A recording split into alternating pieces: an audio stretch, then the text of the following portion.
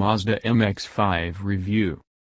Before the 1989 Chicago Motor Show, there was no mass-market sports car for motoring enthusiasts of average means. There were hot hatches and mid-engined coupes, but the affordable roadster had vanished in the preceding decade. Then Mazda unveiled the MX-5 and, in a moment, the open sports car had a future. The world's most written about and, arguably, most desirable affordable car first arrived in Britain a year later, filling the void left by the old Lotus Elan. By 2000, the MX-5 had become the biggest-selling sports car of all time. Such was the regard in which the second-generation model, produced between 1998 and 2005, was held. It was possible to overlook the fact that it shook and wobbled and wore a dated cabin. The charm of a basic, affordable roadster still prevailed. By the time the Mk3 MX-5 was launched in 2005, buyers wanted more comfort and big car refinement. To a large extent the MX-5 fulfilled that brief, even if weight had now grown to more than 1,100 kilograms. The original tipped the scales at less than 950 kilograms. The Mk2 was a little over 1,000 kilograms. Thankfully power increased too, and the range now encompasses 1.8 and 2.0-liter models, manual and automatic gearboxes and the choice of soft or folding hardtop models. The 1.8-liter is only offered in the soft-top version, which incidentally weighs 80 kilograms less than the hardtop Roadster Coupe, while the tin-top gets the option of the 2.0-liter motor and a wider range of trims. Those trims include the Sport Tech model, which gains Bilstein suspension and a front strut brace for a slightly more focused drive. Mazda performed a tight, targeted facelift on its popular Roadster in 2009, tackling initial customer criticism that ranged from the linearity of its steering to over-intrusive bottle storage arrangements. At the 2012 Paris Motor Show, Mazda launched a facelifted MX-5 to keep it fresh before an all-new model is introduced in 2014.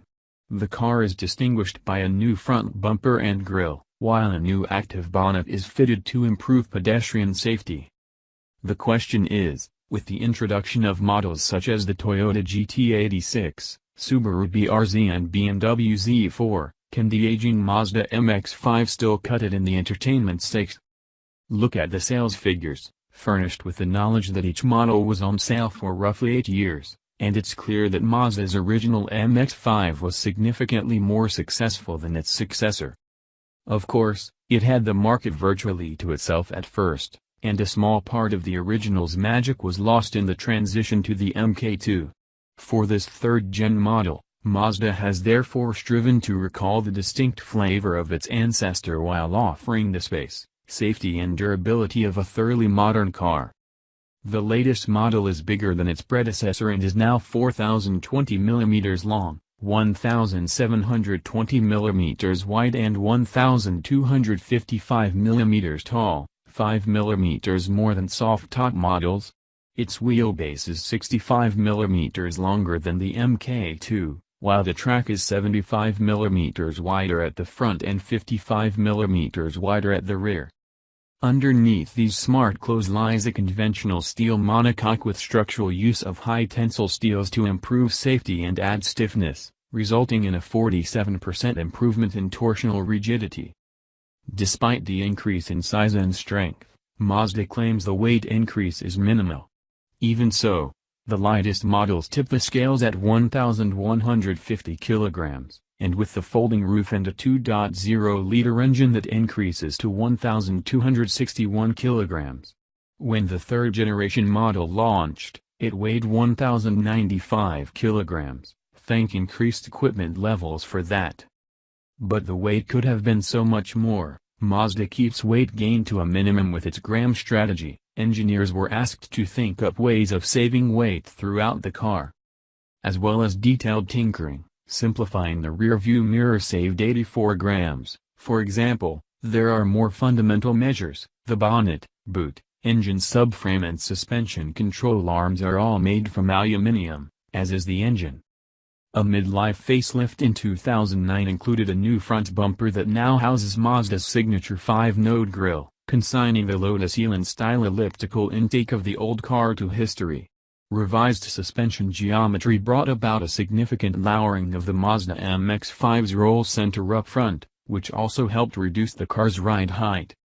For the 2012 update, Mazda focused on the throttle and brake systems. Changes to the former claim to offer the driver more control when accelerating from low speeds, whilst the retuned brake servo is said to optimize brake return control. As you drive off, you immediately feel more secure than in the previous Mazda MX-5 because this is clearly a stronger and more substantial car. But existing owners will appreciate the similarities, too, such as the eagerness of the engine and steering and the precision of the gearbox. As ever, the Mazda demands intimate interaction right from the off. Curiously, it sounds very much like the old car, too, with the same tuneless mechanical-sounding engine note, but at least the exhaust burble from the two chunky tailpipes is engagingly sporty.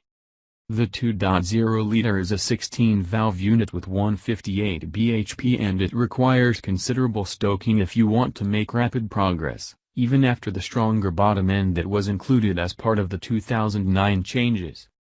That's no bad thing, but at times it feels flat lower down the rev range, and on hills and motorways it could use a little more torque.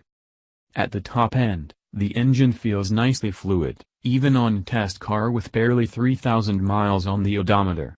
It's here that you learn to work the motor hard, holding on to the lower gears and downshifting with purpose to stay in the power band, which is roughly the top 2,000 revolutions per minute.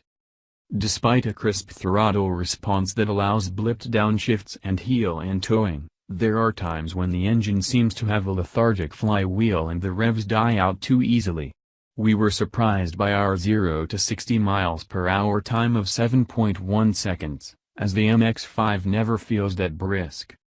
The smaller 125 bhp 1.8-liter engine is also fine, smooth, noisy enough when required, mute otherwise. But its power-to-weight ratio of 109 bhp per ton isn't much. Anyone hoping to get the best out of the MX-5 should opt for the stronger 158 bhp variant and enjoy the extra 16 pounds-foot of torque.